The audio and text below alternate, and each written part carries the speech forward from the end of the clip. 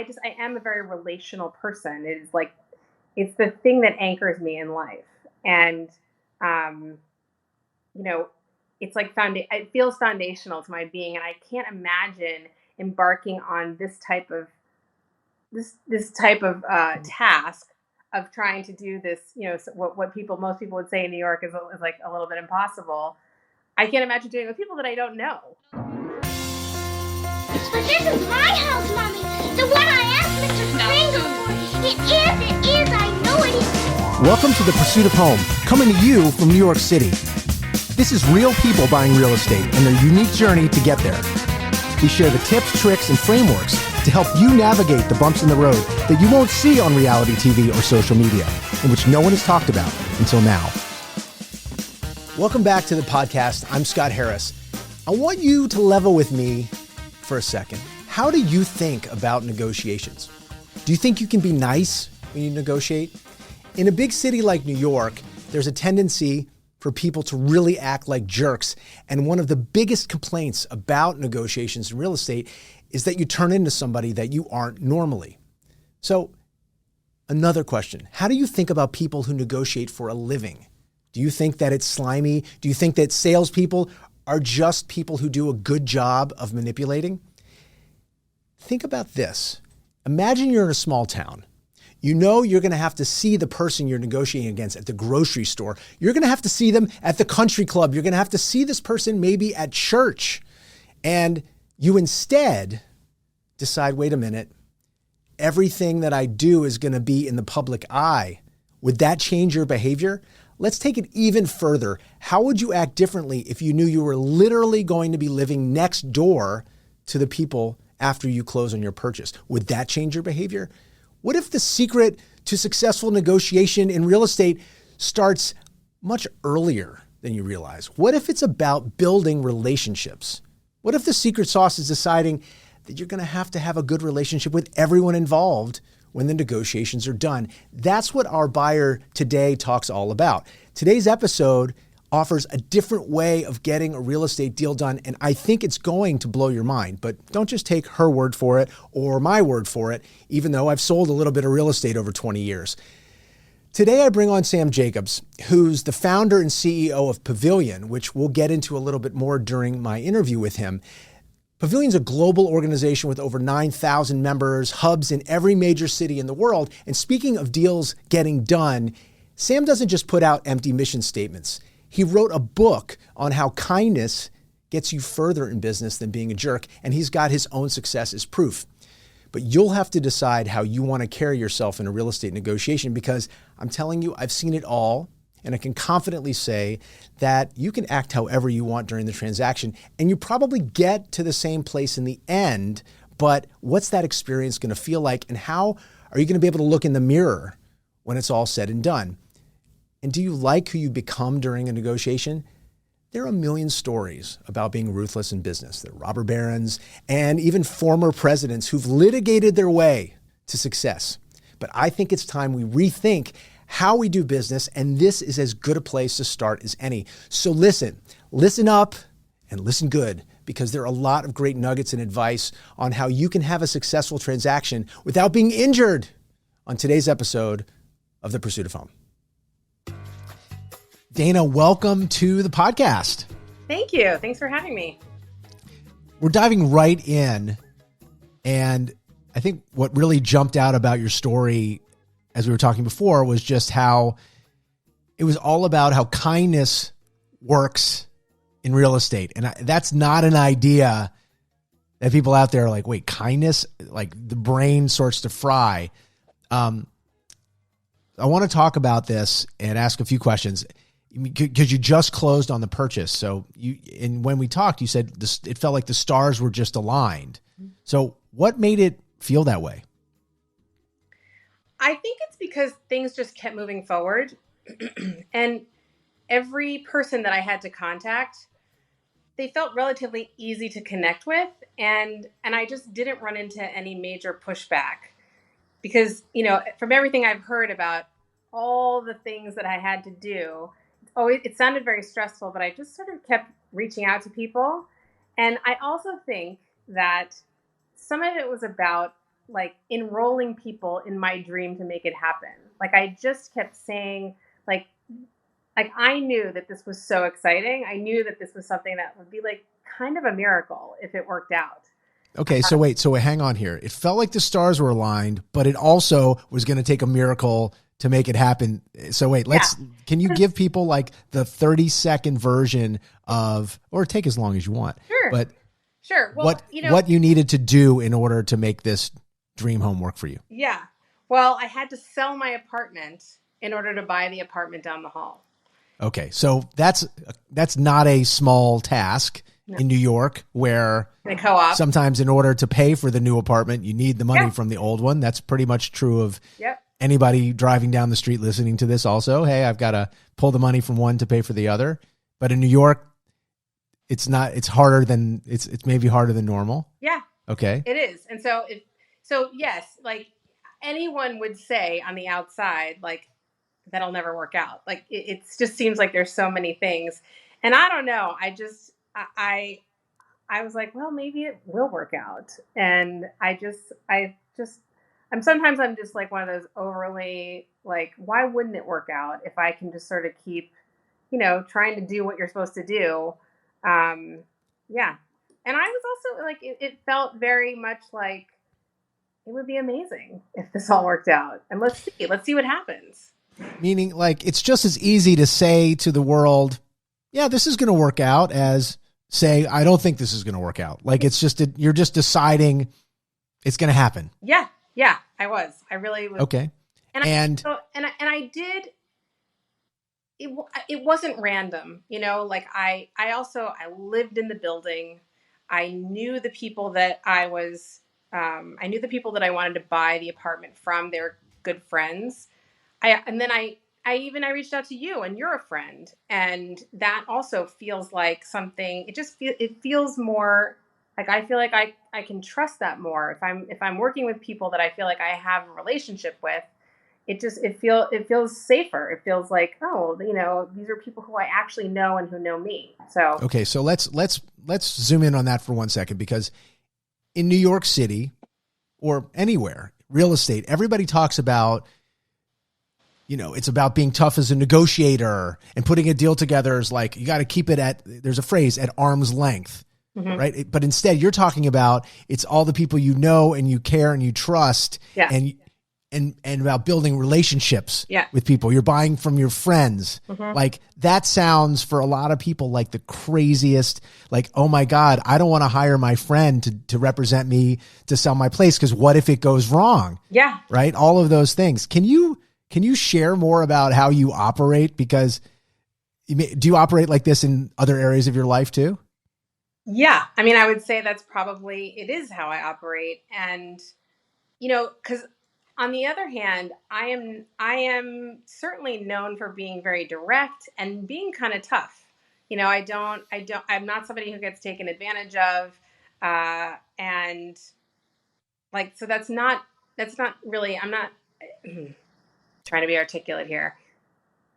I can help. I can help here. One side, because there's a difference between being kind and being nice. Yeah. Because being nice is maybe not being direct.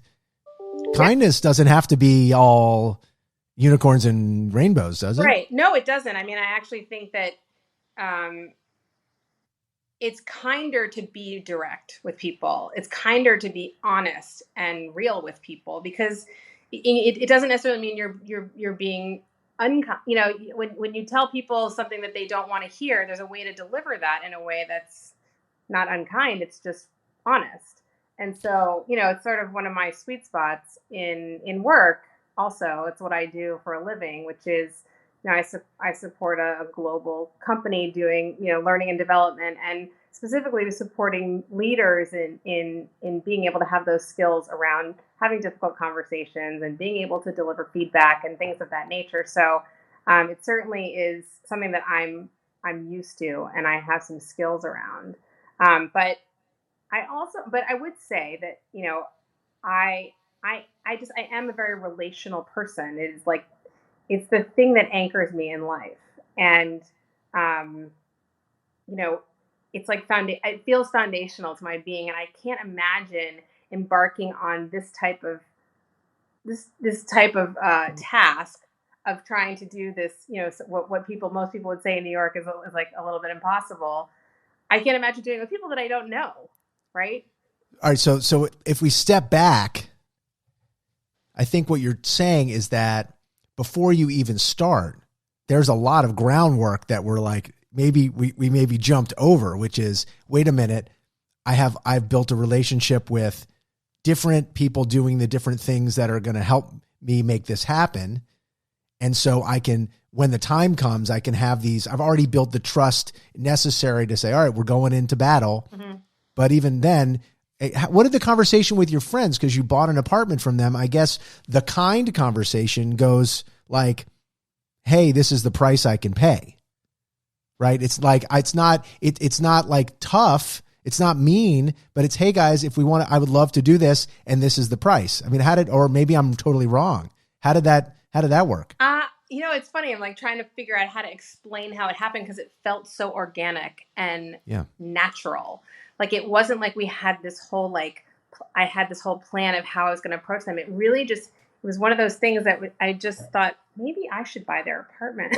and it just sort of and when I brought it up to them, they were like, we've been thinking that you should buy our apartment, and we really want you to buy our apartment, and then it became a more real conversation, and then even more real. And then we were like, are we going to get real about this? And let's start talking money, and let's talk about, all the things about it that you have to talk about. So levels. So you were like slowly you were still building that relationship all along, mm-hmm. deepening the conversation, but the money part really waited for quite a while, it sounds like. It did. Because it was like the foundation was like that they loved the idea of selling their apartment to us. And that was like, and that became even one of the driving forces behind how the deal went down. It really did. They made it easier for me to do it. Right. And so it's almost like the work that's to be done here is very different. The way that you're doing this, like, you have to put in your time doing a lot of different things than what people expect in building connection. Yeah. So yeah, I think that's true. I mean, I think that about life, and also what's interesting is, so I am not partnered. I am a single person, and I am a single parent, and my life is filled with like an intricate web of significant relationships. And it's sort of like, that's how my life works. And so I just think that it made so much sense to be able to reach out to the people that are in my life that, could help me do this, right? Like, I also don't have any problem asking for help. I think some people do. And I'm very comfortable saying to somebody, I need your help. You've got some expertise that I don't, or you have a relationship that I don't. And can you help me? Can you help me figure this out? Right. It's like asking for help and still knowing like, hey, at some point, if there's a boundary, if there's a conversation that I have to have, that I'm ready to have, those kinds of hard, quote unquote, tough conversations. I'm not going to be a jerk about it, but I'm ready for those if they come up, but I'm not going to be ready. I'm not going to be worried about having to have them. I'm just going to have them as they come up, but more importantly, building the relationship so that the foundation is there, right? To make sure that those go well. That's a great point, Scott, because that is actually true about what happened. We sort of made an upfront agreement that we were going to be okay with having these conversations. We said that you and the buyers. Yeah. I mean the people from whom you bought your apartment. Yes. Okay. We all sort of said the relationship is first and foremost, most important. We want to make sure that everybody's comfortable through every step of the way. Talking about money can get uncomfortable, but and everybody should speak. Any party should speak up if they're uncomfortable at any point. But we really tried to establish this, what's the intent, and that we can trust each other. And it really worked out. And there were some places where it got a little uncomfortable, but that's really when the lawyers were going back and forth, not us. Right. Like they made it more complicated. Yeah. You know, unfortunately, like attorneys have to be involved. They make it more adversarial too. Right. But it's unnecessary. And, you know, right. But other than that, it was like the upside down world. Yeah. Like everything was happening in a way that is very different than I think a lot of people listening imagine a real estate deal to be. And so that's one of the reasons I wanted to have you on. What advice would you give people if they want to try what I'm calling try out kindness as a more effective way to finding a house and maybe operating, you know, in life a little bit like that too? I mean, I think, let's see, my advice is to be hopeful and be kind to other people. And again, I would go back to the point of take the time to nurture your relationships, and whether they're big or small, that you know, you never know when you're going to need a friend. And people tend to want to be helpful. And I think if you give people the opportunity to do that, and it's not about like a grab, it's not a grab. There's a mutuality to it. So I think it's just, you know, sort of assuming that things will work out more if you approach it with kindness and optimism. I want to end with one quick example of this. So there was a moment when things were a little crazy in the middle of this that I remember, and you had built a relationship with some person at the company that manages the building. Mm-hmm. And you had built that relationship over a long time. And people call these in negotiation, they call these the gatekeepers. Mm-hmm. You know, you're trying to get in to a company, you're a salesperson, and you have this one person that's their job to keep you out mm-hmm. and not help you. But you had built a relationship with this person. And so can you describe a little what happened? Yeah, well, it was the management company, and I recognized her name from a building that I had lived in years ago. And as you said, typically the experiences, they just make it more difficult for you to get a simple task done. And I just decided that I was going to connect with her and tell her I remembered her from, you know, back in that other building, and she'd been so helpful to me. And, you know, I asked her about herself. Like when I got her on the phone, I just decided to be more human and then, you know, once that happened, she helped me out. Every time I emailed her, she responded. And you know, I don't know. It's just like one of those things that in the moment I decided like to just connect with her, you know, and it wasn't necessarily, you know, one could look at that and say, it's manipulative, or, you know, you're trying to get something from her. And that's true that I needed something from her.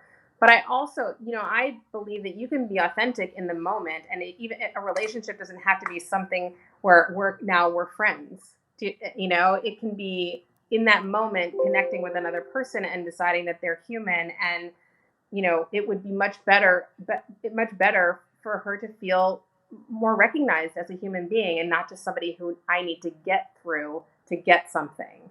And right, it doesn't make you any less grateful. No. And it doesn't make that person feel lesser for doing a good job. Right. When you say, you know, people appreciate being seen. Yeah, exactly. Well, Dana, it really is true that is, it worked out for me, and, you know, on the board of my building, even in the person who helped prepare all the board packages. And I also would want to point out that, like, where I felt that I had the biggest deficit was in the people who bought my apartment, right? Where I had no relationship with them and I had no contact with them. And that was one of the harder parts of this whole scenario. Because you wanted to connect to them. I did. Remember at one point I was like, can I just have their cell phones? And you were like, no. Right. Right. It makes it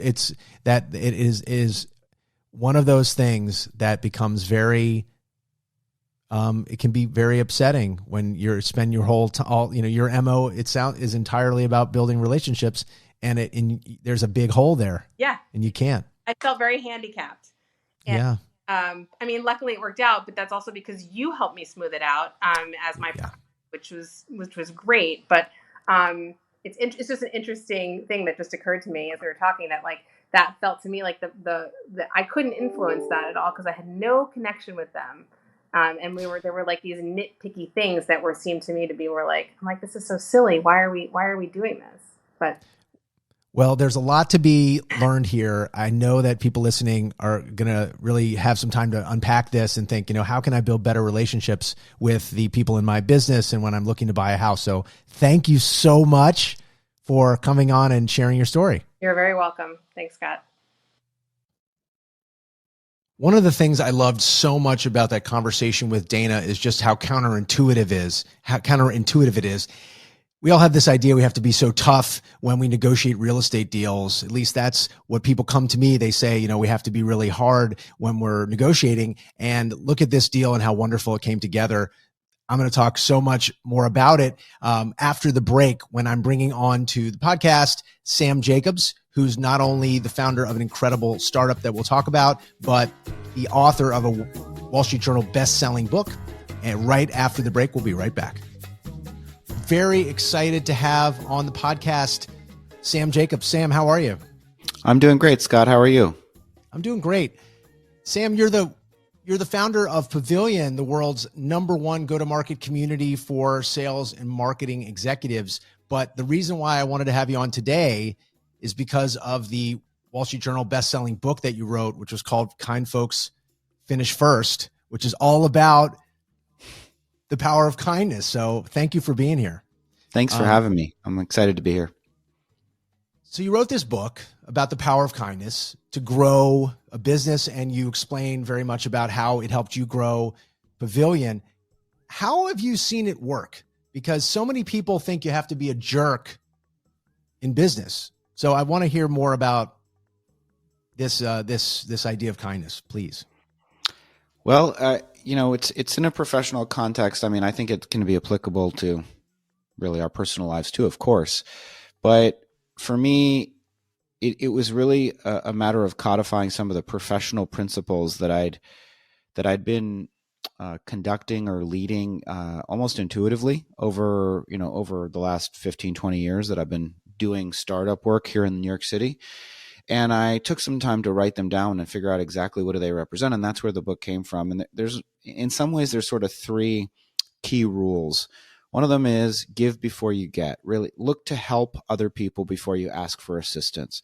The second is build relationships, not transactions. Really try to invest in long-term relationships. And that's something that Dana talked about when she was on as well. And then the third is play a big, long game versus a short, small game. And it just means it's similar to this concept of not being transactional. It's take a long-term view of your career, of your life, try to do the right thing, and have some notional belief in karma. So for me, when I did those things, one of the big reasons that you do them and that they work out there in the business world is because they are unintuitive or counterintuitive. And so not a lot of people act like that. And so one of the things that happens when you do act like that is that you position yourself differently. You seem different, and you almost in a competitive way, if you're trying to be super capitalist about it, you look and feel different than most people. Most of the time when people help you, you're expecting them to send you an invoice. And when there are people out there like you, Scott, that offer assistance and support without really needing anything in return, you position yourself in this different way. You almost seem bigger. You seem like somebody that has more resources and is more resourced as a consequence of your ability to offer assistance without needing to be so transactional. So that's basically what the book is about. I guess the last thing I'll say is, there's a critical element to kindness in the book, which is about being kind first and foremost to yourself. And that's another part of the journey I've been on over the last, 46 years on this planet, is learning to savor the wins, to enjoy and appreciate the journey, and really to lean into being compassionate first and foremost to myself as a mechanism to transmitting that, hopefully to other people. Yeah, I mean, it really feels like Dana's story really maps quite perfectly onto what you had to say. I mean, certainly she seems to be the relational piece is probably the part that's most relevant in the way that a real estate transaction works. I mean, real estate is so personal, it's such a personal decision, but then it sort of has this architecture of transaction, but it's almost like an armor that is in the way to me, and so people kind of dive into the transaction, but what they really want is to like keep it personal, and they get in their own way and let the transaction get in the way. How does, in terms of Dana, she talks about kindness. She has some, I guess she and I spoke about it, but this idea of kindness versus this idea that kindness has to be warm and fuzzy, as opposed to that kindness can't necessarily be tough in some way. Can you talk more about that? Because I think that's the piece that people, I think, lose it on kindness, because they think it's being nice. Yeah. And I think that, to your point, Scott, I don't think they're synonyms. And I think kindness is probably first and foremost about directness and about openness and honesty. Then it is sometimes nice can be artificial because you're afraid of being offensive. You're thinking too much about protecting somebody from themselves on occasion, or maybe protecting yourself, that you avoid some of the difficult conversations that are important in life. And I think Dana touched on that too, which is that being kind isn't necessarily meaning like you're always in a pleasant mood. It's that you're trying to do the right thing. You're trying to be open and honest. You're trying to be supportive. And yeah, and it's funny because, originally I was thinking about calling the book Nice Folks Finish First. And then you were one of the people that said, I think a lot of things about you, Sam, but nice isn't the first word that comes to mind. And that was the beginning of the evolution to kindness. And I think it was appropriate. I think that's the goal. My goal isn't to always be chipper. My goal is to try and do the right thing. And in your comings and goings and hirings and firings, all the things you have to do running a business, there's a lot of tough conversations that have to happen. And you can, yeah. I mean, and what I hear you saying is you can be direct and you can say the things that need to be said, but you can do it kind of with heart, even if it's a tough conversation. Yeah, exactly. And compassion and empathy are always relevant and helpful. And sometimes again, it can be a difficult conversation. The other thing about, the spotlight that you put on yourself when you write a book about kindness is, of course, people begin to question all of your behaviors and motivations. It is putting a target on your own back, of course. But I think you can have direct conversations with people and still try to come from a place of empathy and a place of compassion and treating them as other human beings would. I coming out, you've just kind of come out on the other side of the last couple of years when a lot of startups are having challenges. You've been able to kind of put this into practice? You feel like you really saying you have a target on your back. You've come out of this feeling pretty good about where things are. It seems like companies are starting to really reassess where they are and get optimistic about the future. You feel good about where that is? I mean, I feel certainly the startup economy has gone through a lot of trauma over the last year and a half, and it's related to interest rates. I'm sure the real estate industry has also been impacted by interest rates, as one would assume. So, for sure. Yeah. So I think it's been a sorting mechanism of removing the companies that were a little bit poorly positioned or spending too much money or distressed from the companies that were positioned to be profitable and efficient. And that's certainly where my company Pavilion is. And we've gone through a journey of getting smaller. We were 60 people at the beginning of last year. We're 30 people now, so we're half the size in terms of employees. And we're focused on being profitable and specific to, this conversation. Again, that's why writing a book about kindness and trying to embody kindness, even in moments of duress, is so important, because it's easy to be kind when everything's going up and to the right and everybody's high-fiving. It's not as easy when, you're being put to the test, when some of the decisions you make have to be difficult or impact people's lives in a different way. And then all you can do really is try your best and do your best. Yeah. I mean, to bring it back to real estate a little bit, because I think most people are listening about real estate. Yeah, of course. What I always say is that I'm meeting people when they're at their absolutely most stressed. And to your point, to echo what you're saying, it's very easy when everything is going great. But in the trenches, especially in real estate, people that only maybe buy or sell a home every 7 to 9 years on average, they're pretty stressed. So how can you be kind in that stressful moment? And I think it's like, you got to probably practice quite a lot when things are good, and then hope that that muscle memory comes back. But, assuming everybody out there listening is looking for a house, are there any refinements or tools you want to share that would be helpful for them to hear as they think about real estate? If you were in their shoes, how would you go about being kind when you're stressed, or whatever you want to share? Well, I think, I think Dana talked about it. I think when when it comes to looking for the right property. And I also think that, she talked about how the lawyers and, the agents can get in the way and sometimes muddy the waters. But I think the one thing I would say is you don't have to compromise your values as you look for the home that you're searching for. And it's still possible. One of the risks of being kind or trying to take a less transactional approach is that there is on the margin some opportunity for people to do you dirty sometimes, and having the most favorable, beneficial impression of people as you go into some kind of transaction. It's possible that on the margin, again, that there's risk that you bring into the calculation, but I think the upside is far greater. So what I would say as you're looking for the home is, again, it's the same thing as being transactional in any other part of your life, which is, don't assume that there's only one way to play the game. You can work with Scott Harris and the Harris residential team, and you can get a great deal done and find the home of your dreams without compromising your principles, and still focusing on relationships and still focus on treating people as human beings. Don't assume that you need to become somebody else as you search for the home, because that's quote unquote how the game is played. Sam, thank you so much for being on the podcast, and best of luck as this market opens up and you continue to grow your company. Thanks a lot, Scott. It's been great to be here, and congrats on all your success. Thanks, man. I've noticed that most of the problems, especially in real estate, come from a breakdown in communication. And what blew me away about this buyer's story was how open she was with the sellers. Clearly, it's not about running from tough conversations. It's actually the opposite. And Sam brought it all home. So how can you turn your real estate transaction into a relationship?